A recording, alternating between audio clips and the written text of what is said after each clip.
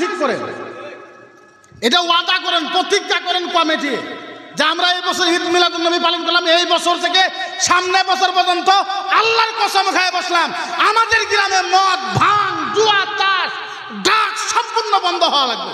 যাই জুয়া, তাস, ভাঙ, মদ, ড্রাগস খাবে তার পাও ভেঙে দেওয়া হবে, এরকম চুক্তি করেন।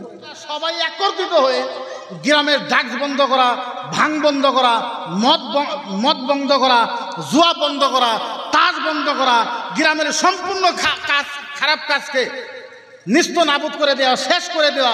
এই যুবকেরা যেটা অ্যাওয়ারনেস সমাজের ভিতরে নিয়ে আসে, একেও জিহাদ বলে। আন্দোলন করেও জিহাদ করতেছে, কেউ কিতাব লেখে জিহাদ করতেছে, কেউ মুখ দিয়ে জিহাদ করতেছে, কেউ নিজে কাম করে পরিয়াল পাইলে পরিয়ালকে মানুষ করতেছে, একও জিহাদ করে জিহাদ করতেছে। বন্দি ভাই বলি, যাদেরকে দেওবন্দি ভাই বলি, আসলে তো কাউকে গালপাড়া লাগে না, আসলে তো সবে মিলে ঝুলে থাকা লাগে।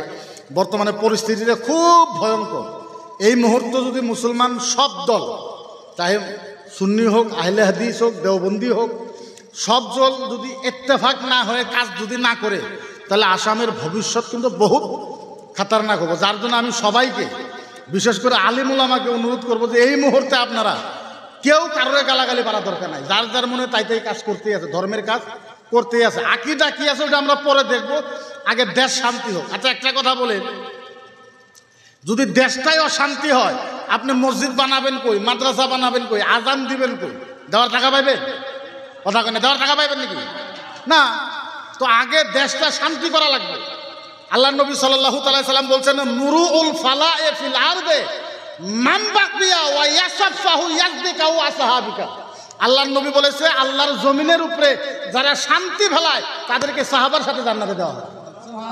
আরো জোরে কর, আরো জোরে কর। আল্লাহর নবী বলেছে, মাটির উপরে যারা শান্তি ফেলায়, মাটির উপরে যারা শান্তি তৈরি করে, তার মানে আপনি শান্তির বার্তা দিলেন যে মুসলমান ভাই ভাই একসাথে চলা লাগে, এক মুসলমান আরেকজনকে সহায় করা লাগে, ভালোবাসা, প্রেম যত পারেন দুনিয়ার ভিতরে যে কয়দিন জিন্দগিতে বাইসে আছেন, প্রেমটা, ভালোবাসাটা বিতরণ করেন। এটাই জান্নাতের একটা ফল। আপনি যদি কোন যে ইসলাম মানে নামাজ, রোজা, হজ, যাকাত, কলেমা, আপনি যদি কোন এটা ইসলাম, তাহলে আপনি ভুল করতেছেন। এর নামই খালি ইসলাম নয়।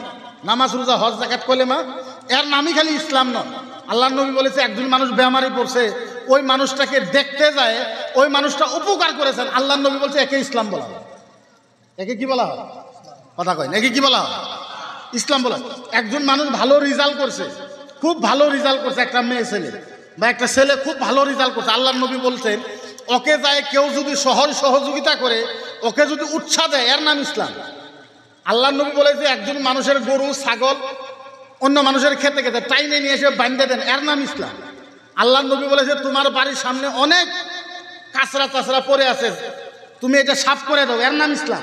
একেই তো ইসলাম বলা হয়। তো ইসলাম মানে নামাজ, রোজা, হজ, যাকাত, কলেমা, এর নাম ইসলাম। এটা কোনোদিনও আপনি ভাবতে পারবেন না যে একে ইসলাম বলা হয়। এর নাম ইসলাম নয়। আপনি ছোট ছোট কাজ করেও আল্লাহর জান্নাতে যাইতে পারবেন। সাধারণ কথা। আসলে মানুষে ইসলামকে আজকের তারিখ পর্যন্ত মানুষে ইসলামকে বুঝতেই পারে না। ইসলাম কি বস্তু আমরা আজকের তারিখ পর্যন্ত বুঝতেই পারি না।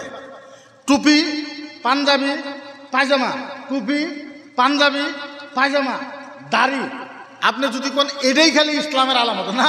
একটা জেনারেল মানুষও জান্নাতে যাইতে পারে, সাধারণ কথা।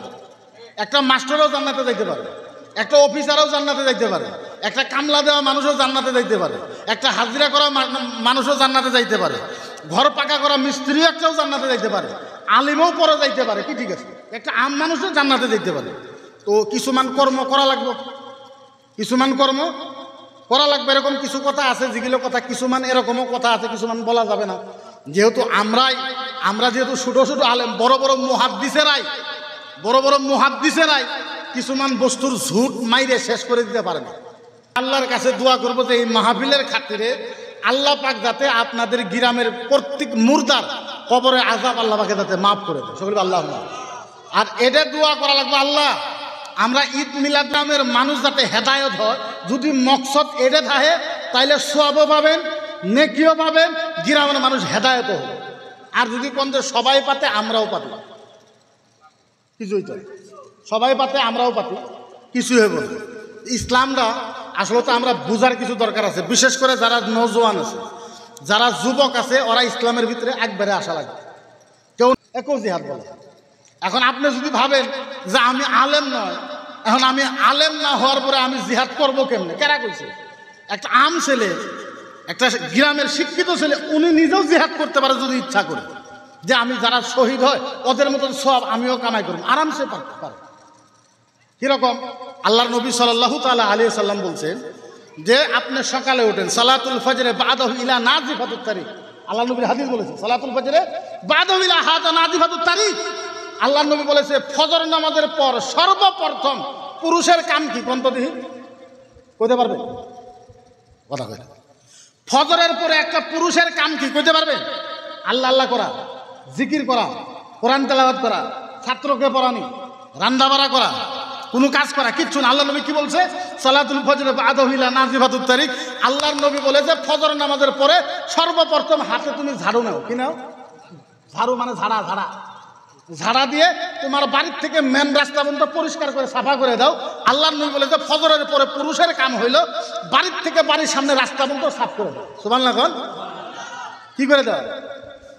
এটা আপনার বাড়ি ওঠে রাস্তা, বাড়ির থেকে নিয়ে রাস্তা পর্যন্ত সাফ করে দেবে। আল্লাহর নবী কইছে। সাহাবা বললো ইয়া রাসূলুল্লাহ এইটা করলে কি হইব? নবী নামাজের কথা কন, কোরআন পড়ার কথা কন, ইয়া রাসূলুল্লাহ আরো কিছু কথা কন। ইয়া রাসূলুল্লাহ বাড়ির থেকে রাস্তা পর্যন্ত সাফ করে দেবে, এটা কি কথা? আল্লাহর নবী বললো শোনা, তুমি বাড়ির সামনের এই রাস্তাটা সাফ করে দিলা, সারাদিন এই রাস্তা দিয়ে যত মানুষ আপ ডাউন করবে, যত ইবাদত ইনকাম করবে, তার আধা ইবাদত আল্লাহ তোমার আমলনামায় দান করবে। এটা ইসলাম, এটা ইসলাম। খালি বাড়ির সামনে রাস্তাটা সাফ করে দেবা, বাড়ির সামনে কয় ফুট? 3-4 ফুট ঝাড়া দিয়ে এরকম করে সাফ করে দেবে। নবী বলতে 10,000 মানুষে যাব, 10,000 মানুষও যত ইবাদত করবো, এই 10,000 মানুষের ইবাদতের আধা সব আল্লাহ তোমার আমলনামায় দিয়ে দেবে। আধা কন্ত দিয়ে এটা কোন কষ্টের কাম হইল? কি কষ্টের কাম? কোন কষ্টের কাম নাকি এটা? একে ইসলাম বলা হয়, এর নাম ইসলাম।